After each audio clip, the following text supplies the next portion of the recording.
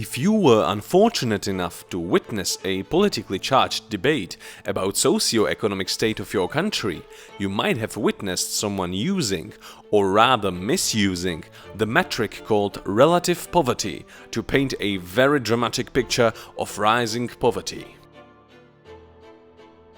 In this video, you will find out why relative poverty has almost nothing to do with actual poverty. Let's start by defining it, which by itself is not an easy task. This measure describes what percentage of households lie below a certain line. Usually, the line of relative poverty is set at 60% of the median household income, which means that any household earning less than that is considered relatively poor. This definition is not universal.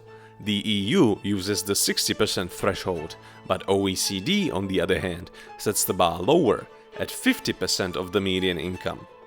This is one reason why you may find varying numbers from different sources. By the way, you may find this measure under the name "at risk of poverty". In any case, using a certain percentage of the median income as the benchmark makes relative poverty a measure of inequality, not of actual material deprivation, which most people imagine when hearing the word poverty. It specifically measures the income inequality between the middle class and the lower class. To show this point statistically, the correlation between relative poverty and Gini coefficient, which is the most famous measure of income inequality, is extremely high. Conversely, correlation between relative poverty and actual living standards is quite low. So, why should you even care? With relative poverty being a measure of inequality, three problems arise that make it almost useless in any debate about poverty. First, it is not comparable among countries. Second, and perhaps most important, it is horribly misleading when used for comparison across time. This is a point even many economists do not realize. And lastly, it does not even tell us very much about the real situation of the so-called poor. Let's take it one by one. Firstly, relative poverty cannot be used with any seriousness for poverty comparison between economically different countries. Since it is a measure of inequality, wealthy countries with higher inequality have almost by definition much higher relative poverty than less wealthy but more equal countries. For example, Czech Republic, which has the lowest relative poverty rate of all OECD states, has just about 3 times lower poverty rate compared to the United States. However, the average income in USA is more than double that of the Czech average income, even after controlling for cost of living. Similarly for the median income. This means that many poor Americans would be considered middle class in Czech Republic. And this is a comparison only within OECD, that is, the most developed countries. Poor Americans would be even upper class in many developing or poor countries.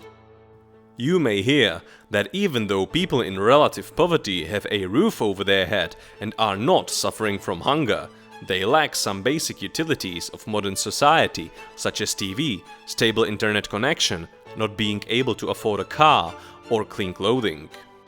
But this depends so much on the specific nation we are talking about. In wealthier countries, it might just mean that those people drive a cheaper car or a used one, and that they cannot afford eating at expensive restaurants. In other countries, the aforementioned utilities might be unreachable even for most of the middle class. So contrary to absolute poverty, which gives us some degree of precision, the relative poverty is quite vague. Second problem, and this is really the main point I want to get across. Apart from comparison between countries, data such as these are used to depict a socio-economic development across time. This is really where it gets absurd. Consider a person just above the line of relative poverty, earning just above 60% of the median income.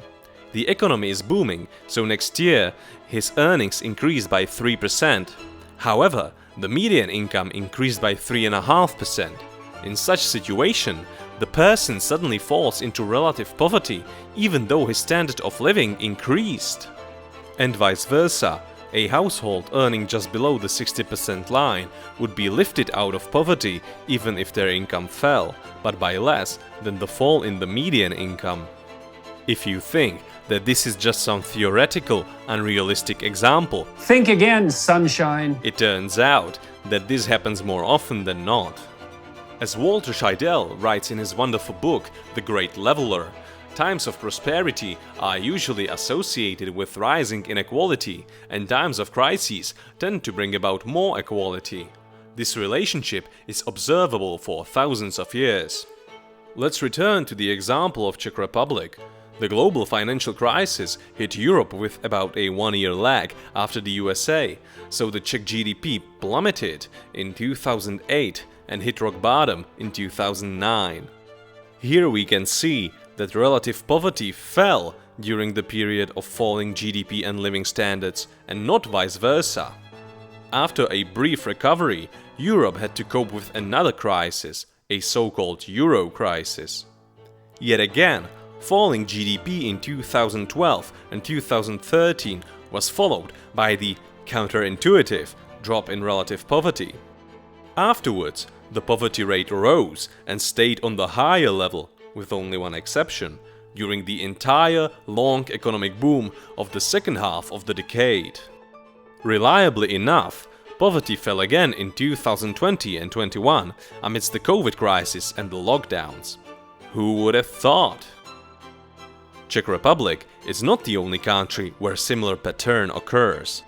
The relationship between prosperity and relative poverty seems random at best and counterintuitive at worst. You may rightfully object that rising or falling GDP does not tell us anything about the living standards of the relatively poor. But I can assure you that the working class wages and welfare benefits were increasing much more during the economic booms than during the crises. You get the point. Additionally, there is the typical caveat that one has to take into account when looking at any indicator comparing households rather than individuals. This is one of the key lessons from Thomas Sowell. Households are dynamic entities of different size and composition. Here is another simplified example. Let's say you have a couple together earning a median household income. Then the couple splits. Suddenly, you have two one-person households, each earning 50% of the median household income. Instead of one not poor household, you suddenly have two poor households without any change in the actual income of the individuals. This is relevant because the average family size has been decreasing in developed countries for many decades, if not centuries. This graph shows the increasing percentage of one-person and two-person households and decreasing share of households with more than 3 persons over the last 30 years in Germany. The situation is predicted to get only worse in the years ahead. Especially harmful is the rise of single parenthood, which is really associated with bad living standards. So especially when comparing periods further apart, keep in mind that it is not purely the economic factors driving the change, but the demographics plays a significant role as well. To be fair, many institutions have learned this lesson and adopted size adjusting in recent years. But you still have to dig into the methodology to see if the numbers are size adjusted, and if yes, then based on what formula. The difference in methodologies is another source of variation in the reported statistics. And the last point, these numbers tell us precious little about the actual situation of the poor, even within one country, because it does not take into account expenses, wealth, and life situations. To simplify again, a New Yorker earning a median income might have lower living standards than someone living in countryside with much lower income, just because the cost of living in New York is so much higher, mainly due to housing. When it comes to life situations, a fresh graduate who barely entered the labor market by doing a badly paid internship may fall into the relative poverty statistics. But she obviously does not require any state intervention, because her expenses are still very low, and her income will soon grow rapidly. Perhaps the largest group falling into income poverty are the elderly. However, those who were earning a decent income and were financially responsible during their active years had a chance to accumulate assets, whether in form of cash, real estate or other. Consequently, their situation is incomparable to the situation of young parents who are paying rent or mortgage and have large expenses for their small children. This last point is not a critique of relative poverty specifically. I understand that statistics cannot take all those nuances into account. That's why you should always combine various data to gain any real insight.